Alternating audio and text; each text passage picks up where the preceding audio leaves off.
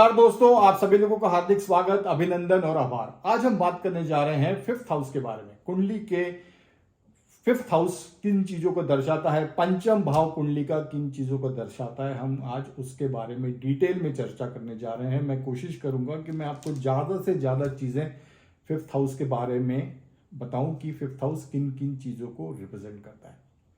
सबसे पहले तो जो पंचम भाव है वो बहुत ही एक 12 भाव में से एक बहुत शुभ भाव है, क्योंकि ये भाव जो है ये त्रिकोण भाव में से एक भाव है। 1, 5 और 9 हमारी कुंडली के त्रिकोण भाव हैं, जिसको कि हम ट्राइन बोलते हैं।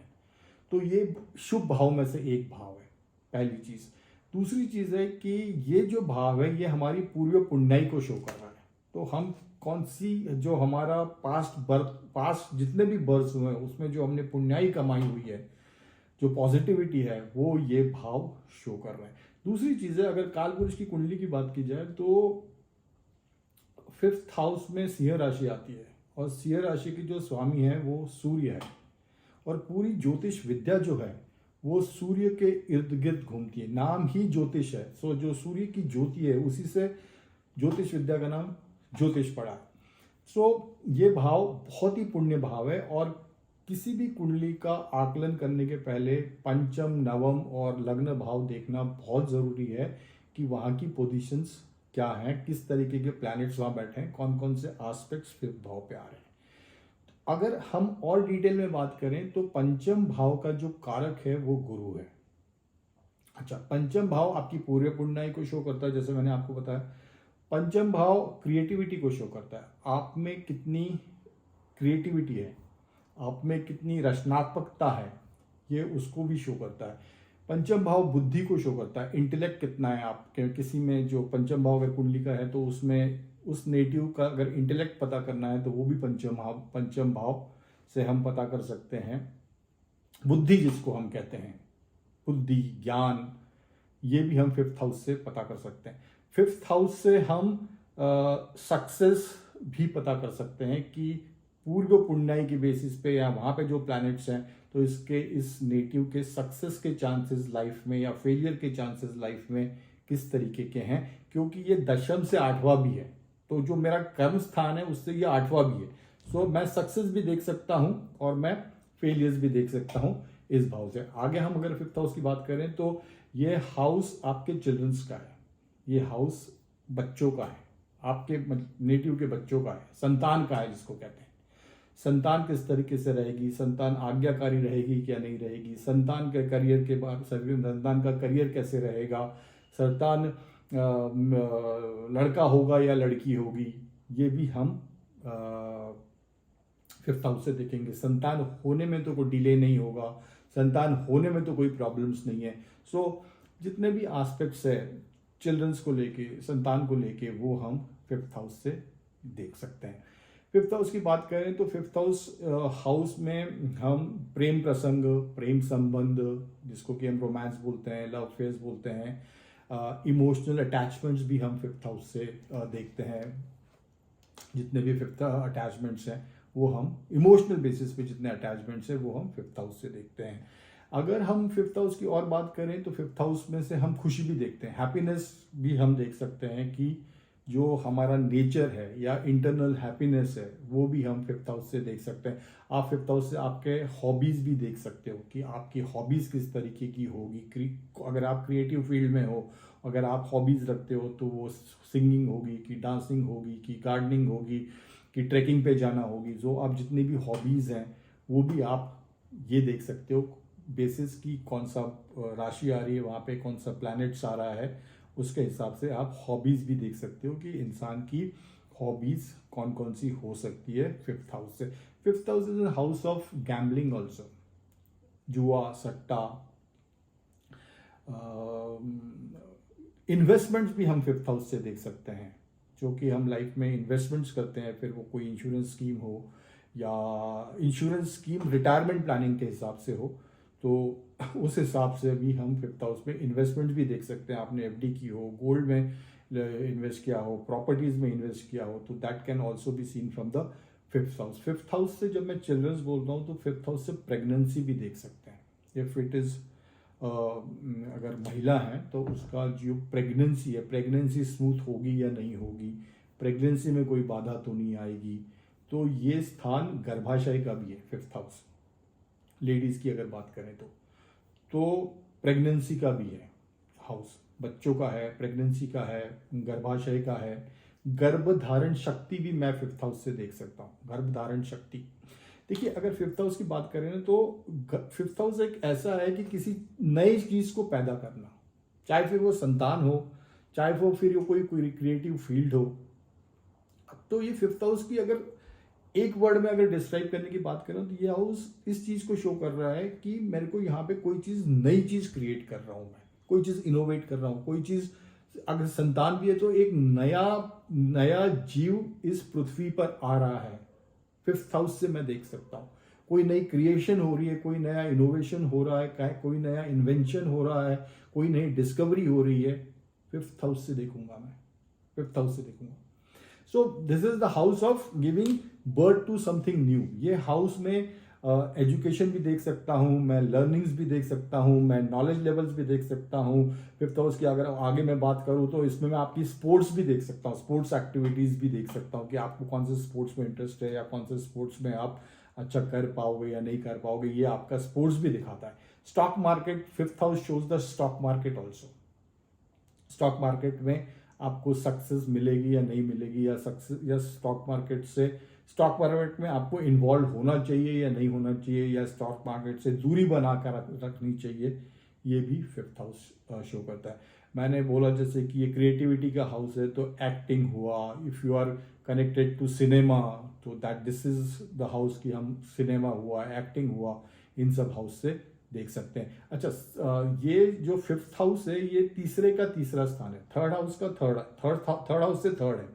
तो 3rd house is an house of courage. 3rd house साहस को शो करता है। 3rd हाउस एंटरप्रेन्योरशिप को शो करता है। तो ये 3rd का 3rd है, तो ये भी मतलब 3rd का जो मैनिफेस्टेशन हो रहा है वो 5th पे हो रहा है। तो रिस्क टेकिंग एबिलिटीज को भी ये 5th हाउस शो करता है कि आप में रिस्क टेकिंग एबिलिटीज लाइफ में कैसी रहेगी।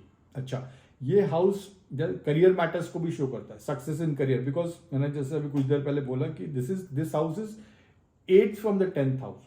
तो ये 10th स्थान जो कि मेरा कर्म का स्थान है, जो कि मेरे जॉब का स्थान है, जो कि मेरे बिजनेस का स्थान है, जो मैं कर्म कर रहा हूं जीवन में, वो कर्म किस तरीके से फलित होंगे ये मैं 5th हाउस से देखूंगा, क्योंकि वो वहां से 8th है। और अगर उसमें हो सकता है कि वो 8th हाउस है तो चूंकि कौन सा प्लैनेट बैठा हुआ है उस हिसाब से मेरे को रिजल्ट्स भी मिलेंगे। अगर हो सकता है कि मेरे को ये देखना है कि लाइफ में कि कर्म के क्षेत्र में मेरे को ऐसा तो नहीं कि कहीं डीफेम मिले या फेलियर मिले, तो that I will see from the 5th house because it is 8 from the 10th। तो success and failure can also be seen from the 5th house. अच्छा, ये जो स्थान है ये एंशियंट टेक्स्ट का भी, जैसे जो पुराने स्क्रिप्चर्स हैं, पुरानी किताबें हैं जिसमें कि वेदों के बारे में लिखा है, हमारे शास्त्रों के बारे में लिखा है, ये सब जो जितनी भी पुरानी किताबें, एंशियंट टेक्स्ट जो हमारे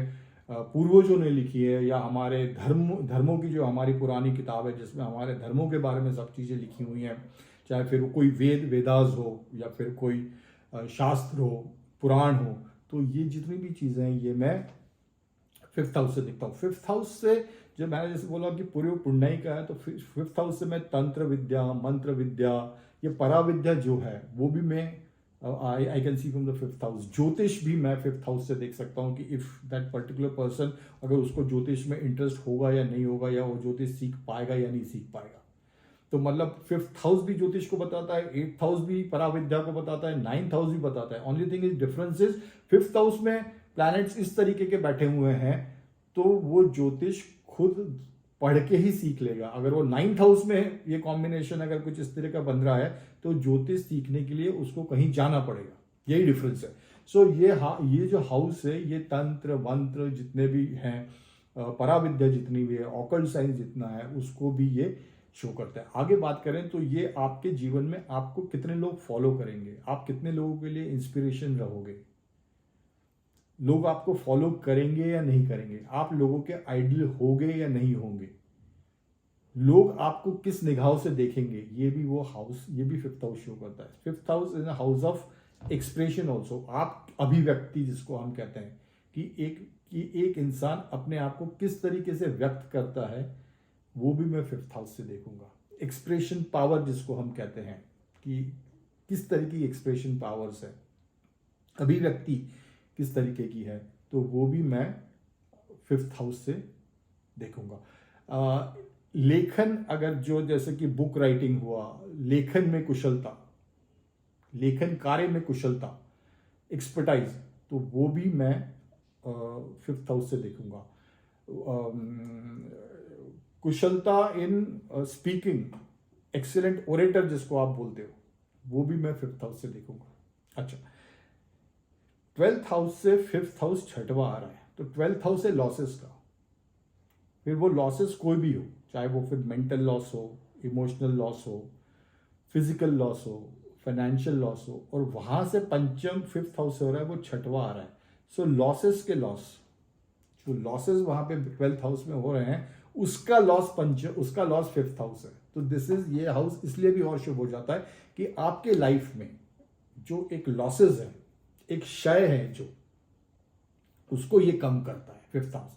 तो ये फिफ्थ हाउस से मैं ये भी देखूंगा, क्योंकि लॉसेस का लॉस है, तो मैं भवात भावम के हिसाब से देखूंगा, तो ये हाउस इसलिए भी शुभ होता है। अच्छा, इस हाउस से प्रॉपर डिसीजन मेकिंग भी देखी जाती है, क्योंकि क्योंकि पंचम स्थान में सिंह राशि आ रही है, और सूर्य इनके राशि स्वामी है। तो सूर्य में मैं यहाँ पे प्रॉपर डिसीजन मेकिंग भी देख सकता हूँ, मैं यहाँ पे लीडरशिप क्वालिटीज भी देख सकता हूँ, मैं यहाँ पे मैनेजमेंट क्वालिटीज भी देख सकता हूँ, मैं यहाँ पे दूरदर्शिता भी देख सकता हूँ, विजन, क्योंकि फिफ्थ हाउस है और इट इज गवर्न बाय काल पुरुष की कुंडली के हिसाब से इट इज फॉलिंग इन सिंह राशि and the lord is sun. So management style हुआ, डिसिप्लिन हुआ, विजन हुआ, राजा के पास विजन होता है और सूर्य राजा है। सो मैं इन सब चीज़ों से ये भी देख सकता हूँ। अच्छा, जीवन में कितनी खुशियाँ मिलेंगी कि नहीं मिलेंगी, वो भी मैं यहाँ से देख सकता हूँ। जैसे कि मैंने बताया कि ये हाउस एक पूरा आपका हॉबीज हुआ, क्रिएटिविटी हुआ, इंटरेस्ट हुआ, संतान हुआ, ये हर चीज़ खुशी को दर्शा रहा है, हैप्पीनेस को दर्शा रहा है, जॉय इन लाइफ को दर्शा रहा है। सो ये सब चीज़ें फिफ्थ हाउस से देखते हैं हम। अच्छा, जितनी भी खोजें हैं, जितनी भी रिसर्च है, और जो पेटेंट वाले कि हम इसको कॉपीराइट लेते हैं या पेटेंट लेते हैं, तो ये भी मैं, अगर वो मेरे को देखना है, तो ये मैं I will see from the fifth house. तो जितनी भी अच्छी डीड्स हैं, जितने भी अच्छे कर्म हैं, पूर्व पुण्य जो मैंने पहले ही बताया, तो this is all fifth house. जितने भी खुशियां हैं जीवन में, वो मैं पूरी फिफ्थ हाउस से देखूंगा। फिफ्थ हाउस इंट्यूशन पावर्स को भी शो करता है, जिसको कि आप पूर्वाभास बोलते हो।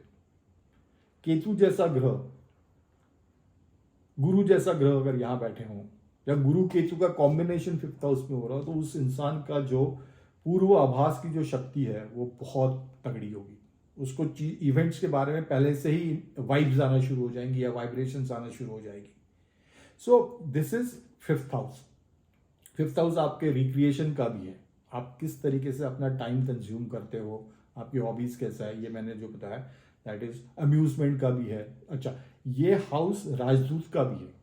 जैसे कि हम एम्बेसडर्स होते हैं दूसरी कंट्रीज में, हमारे कंट्रीज में बाहर के देशों के लोग एम्बेसडर्स हैं, हमारे कंट्री के लोग बाहर एम्बेसडर्स हैं, एम्बेसीज हैं। तो ये हम राजदूत को भी यहाँ पे, राजदूत का जो है कंसेप्ट है हमारे कंट्रीज में या बाहर की कंट्रीज में, उससे हम ये भी देख सकते हैं राजदूत के बारे में।